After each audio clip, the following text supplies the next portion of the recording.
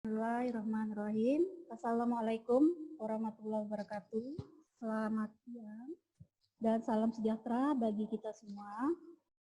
Siang hari ini saya Elvina Yosa, perwakilan dari SMK Negeri 3 Singkawang, salah satu peserta dari seri guru belajar, seri pendidikan keterampilan hidup, kerjasama antara Kemendikbud dengan UNICEF.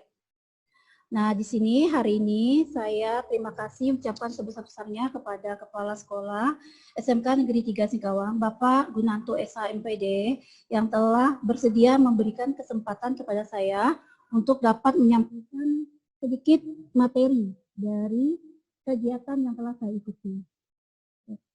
Baik, saya mohon izin untuk share materi. Bismillahirrahmanirrahim. Sekilas identitas diri saya, yaitu yang pertama nama Elvina Yosa SPD, instansi SMK Negeri 3 Singkawang, Provinsi Kalimantan Barat, asal dari Singkawang, Kalimantan Barat. Berikut nomor WA saya, kemudian berikut adalah email pribadi saya. Saya peserta coaching cleaning angkatan kelompok 86, angkatan 1, dengan coach saya itu adalah Ibu Nur SPD, berasal dari Sorong, Papua Barat. Oke, di sini mungkin Bapak Ibu masih baru ya atau awal mendengarkan yang namanya pendidikan keterampilan hidup. Nah, pendidikan keterampilan hidup di sini itu adalah pendidikan keterampilan yang mendukung semua kegiatan remaja dan bagaimana cara kita mengembangkan dan menggunakan berbagai keterampilan yang wajib mereka miliki. Nah, di sini ada dibagi menjadi 3 macam keterampilan yang wajib dimiliki oleh siswa. Yang pertama itu adalah keterampilan akademik, itu seperti keterampilan mata pelajaran yang dikuasai, itu ada matematika, IPA, kemudian ada bahasa Indonesia dan bahasa Inggris dan lainnya. Kedua itu adalah keterampilan penghidupan. Keterampilan penghidupan di sini itu adalah keterampilan yang harus mereka miliki setelah mereka berada di dalam masyarakat. Misalkan itu adalah menjahit, ya, bertani, bertukang dan lain sebagainya. Dan yang ketiga, yang tidak kalah penting itu adalah keterampilan hidup. Itu adalah keterampilan yang merupakan dasar yang harus dimiliki oleh siswa, yang mencerminkan dari karakter yang harus mereka miliki, seperti kemampuan dalam berkomunikasi, bekerja sama dalam kelompok, kesehatan, berpikir kritis, dan lain sebagainya. Nah, di sini apa sih peran dari guru sebagai pendidikan keterampilan hidup? Yang pertama itu adalah guru sebagai fasilitator dalam proses belajar mengajar bagi siswa-siswinya.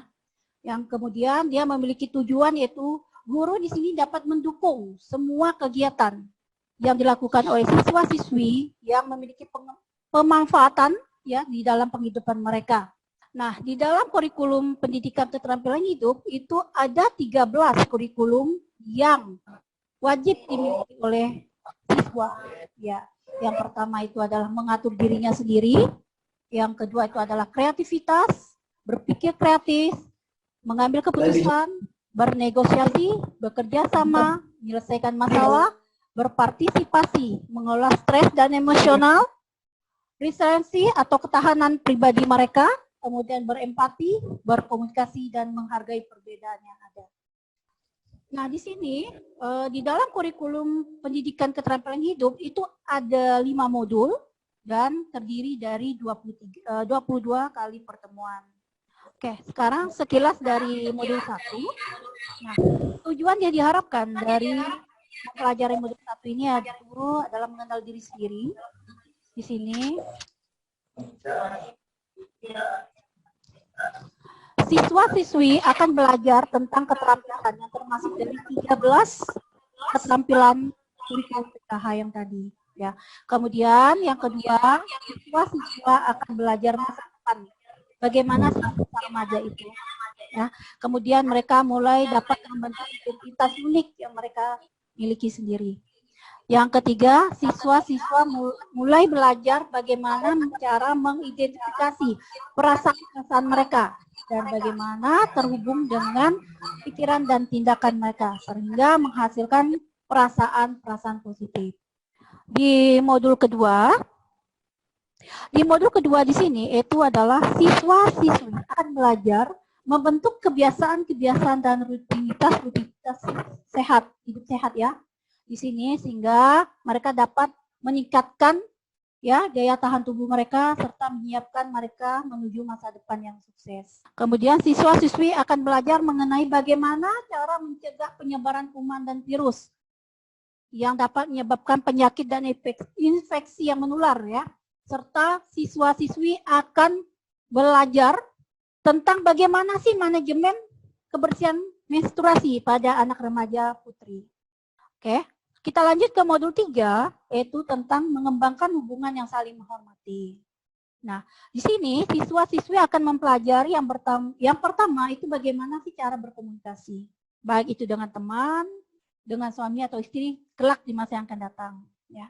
Kemudian yang kedua, siswa-siswi mempelajari bagaimana sih mengidentifikasi perbedaan antara hubungan yang positif dan yang negatif, sehingga menghindari atau mencegah terjadinya bullying ya di lingkungan sekolah maupun di lingkungan masyarakat mereka. Yang ketiga, siswa-siswi belajar bagaimana membentuk hubungan yang aman dan saling menghormati dan mengetahui batas-batas diri mereka. Oke, kita lanjut ke modul keempat. Di sini yang pertama itu adalah siswa-siswi akan berfokus pada peran dan posisi mereka di dunia sekitar. Karena kita tahu bahwa kelak mereka akan lebih aktif di dunia masyarakat. Kemudian siswa-siswi akan belajar tentang dunia sekitar mereka, wujud dari hak asasi manusia dan serta mengeksploitasikan dalam kehidupan komunitas mereka kelak ya. Sehingga terjadi menghormati dan tidak menimbulkan kesenjangan di bidang gender di masyarakat. Selanjutnya siswa-siswi akan mempelajari strategi praktis dalam mempromosikan ya, kehidupan mereka. Oke, selanjutnya ya, modul terakhir itu adalah modul melaksanakan aksi. Tadi sudah saya sampaikan bahwa modul kelima ini merupakan merangkuman dari kegiatan dari modul 1 sampai modul keempat ya. Di sini setelah siswa-siswi mempelajari semua modul 1 sampai 4, di tahap kelima ini mereka dapat mengimplementasikan ya berupa tindakan aksi, yaitu pertama mereka memahami permasalahan yang mereka hadapi sendiri ya dan teman-teman mereka. Yang kedua, siswa-siswi dapat mempelajari makna mereka atau posisi mereka di dalam suatu komunitas. Siswa-siswi akan menentukan permasalahan jadi ya akar penyebab serta konsekuensi dari permasalahan yang mereka hadapi. Kemudian yang keempat, siswa-siswi akan menciptakan visi dan misi atas perubahan yang mereka temukan selama mereka di sekolah. Serta mereka dapat mengembangkan cara-cara yang mudah menurut mereka untuk mencapai suatu hal yang mereka inginkan. Sekian materi tentang pendidikan keterampilan hidup. Mari kita bersama-sama mewujudkan SMK Negeri 3 Singkawang kuat, hebat, dan berkarakter. SMK Negeri 3 Singkawang bisa. Terima kasih.